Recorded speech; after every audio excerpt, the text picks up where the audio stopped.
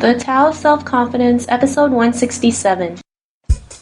Welcome to the Tao of Self-Confidence, where I share stories of outstanding women finding their inner journey to self-confidence 5 days a week. Visit our website at thetaoofselfconfidence.com to check out amazing blog articles and our killer resources.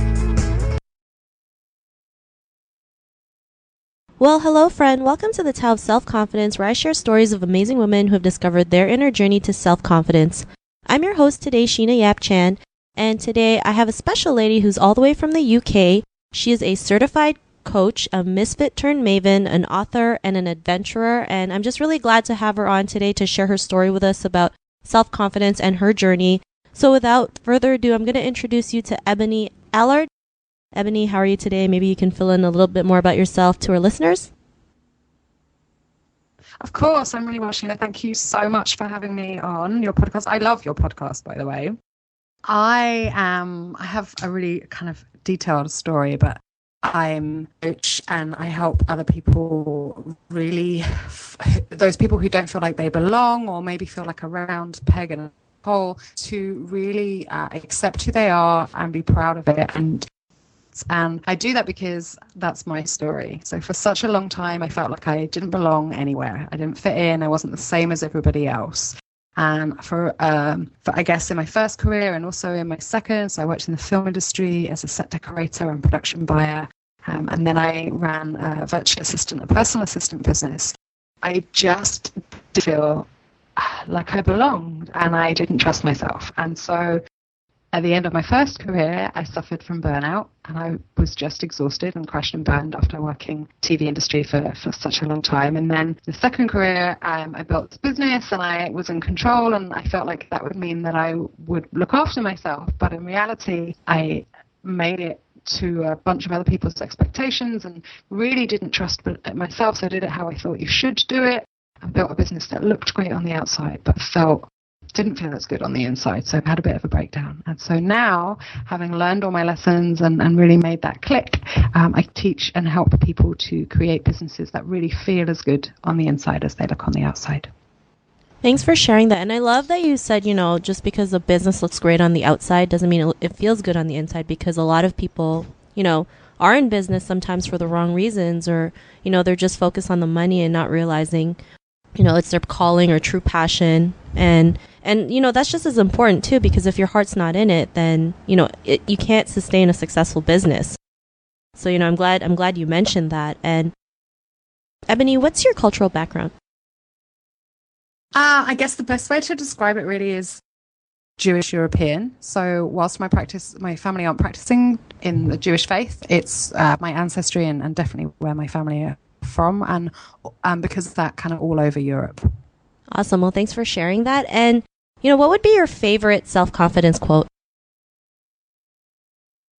I think it's that I had such a hard time with this question because there are so many that I absolutely love. But I guess the one I love the most is that the more you love your decisions, the less you need others to. I really love that quote, because especially as women, we always base our decisions on other people, right? I know I have in the past, and sometimes I still deal with that. But I mean, we're so afraid that if we make our own decisions, that it's the wrong decision. It could turn out to be like a chaos or something bad. When really, we know more about ourselves than anyone else, and whatever decision we make, it will always go in the right path, even if it doesn't look like it. So, that's a great quote you shared. And in your own words, how would you define self-confidence? I guess it leads on really nicely from that. So for me, it's listening to your inner guidance system, trusting yourself, and then taking action based on it. I love it. I mean, those are all really what it means, right? Just learning our inner guidance, right? Learning to trust ourselves is probably the biggest thing, right? Because as women, we're so prone not to trust ourselves. We're so prone to just follow what everyone else does, right? The society has this definition of what a woman should be or act, when really it's just someone's definition and not ours. And we can create whatever we want in our own lives. So thanks for sharing that. And, Ebonie, what was your life like before your discovery of self-confidence? It really was believing that everyone else was better than me and that that they had it all figured out, and that I didn't, and I was the only one who didn't. And so I guess what that felt like was just really ungrounded and uncertain. I think a lot of women feel that way too. I mean, I know I have. I always felt like, I have nothing to offer, and everyone else around me feels, it seems like they have everything according to plan.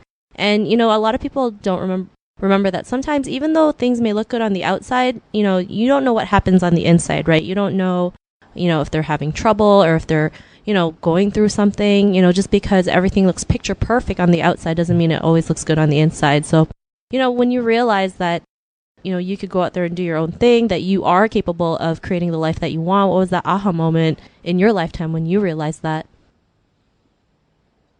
I was thinking about this today, and I guess it was just really understanding that no one could do it for me, right? So you can read all the self-help books in the world, and you can watch other people do it, and you can theorize from your couch or from your living room. But until you actually do the work, until you take some action and just go, right, I'm doing this, it's not going to happen. Like, no one else can do it for you. And for me, that realization, I think, came one day where I just decided I was going to do the work. I love it. And it's true, right? Because sometimes we feel like we're waiting for someone to save us, realizing that the only person that can save you is you, right? And that's by learning, inner guidance, taking action, and just doing it regardless of what anyone thinks. And, sometimes, we don't realize that it's really, we're our own saviors, right? I mean, I remember I used to be like that. I was just waiting for someone to save me from like whatever I was going through, not realizing, the only person that I needed was me to save myself from whatever I was going through, whether it was a breakup or, I was just going through like a depressed time, things like that. I mean, it's really just up to you to just go out there, get up and take the action. So, after having that realization, what's your life like now? I always feel like it sounds really smug, but I have a life that I love. And really the reason for that is that I'm kind, but I take care of myself in a way that no one else ever could. Because just like you said, I'm the only person who really gets how to take care of me. Awesome. And I love that you said that, right? You take care of yourself. So many women forget that, right? That they have to take care of themselves because it's important, right? If they want to be able to love one another or love other people out there, they have to love themselves first. And, it doesn't mean that they're being selfish. You have to start with you so you can attract the right things into your life, attract the right people into your life. So it's really important to go out there and just take care of yourself. If you feel like going to get a pedicure done, go ahead and do it. Because no one's, like you said, no one's going to know you better than you. So I really, love that tip that you mentioned. And Ebonie, to the woman who's listening to this episode, she may be in her own journey to self-confidence, and she may be going through the same issues that you have in the past. What would be that one tip you would give to her? I think it comes from a continuation of what we were just saying. And so for me, I like to describe it that you can't, if you're trying to look after other people or give from an empty cup, there's nothing to give. So if you fill your cup up first, so full that it's overflowing, then there's plenty to give to other people. So that would be my one tip.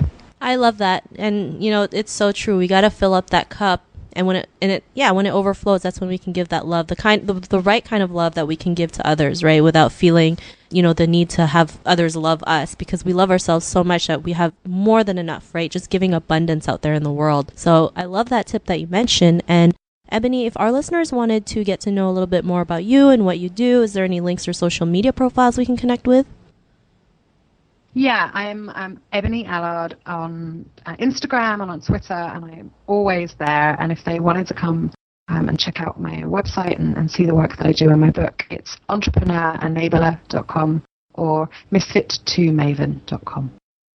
Thank you for sharing that. And listeners, if you wanted to connect with Ebonie, you can also head on over to thetaoselfconfidence.com and look for Ebonie's name. Her show notes will pop up along with everything else we talked about. And I really just want to thank Ebonie for taking the time to share her story and tips with us on self-confidence. So thank you so much, Ebonie. My pleasure. Thank you. Not a problem. It was an honor to have you on. And listeners, be on the lookout for another new episode of another amazing woman's journey to self-confidence. And we'll catch you later. Bye for now. Thank you for connecting with us on the Tao of Self-Confidence. Visit thetaoofselfconfidence.com for links to everything we chatted about, as well as killer resources, gifts, and so much more.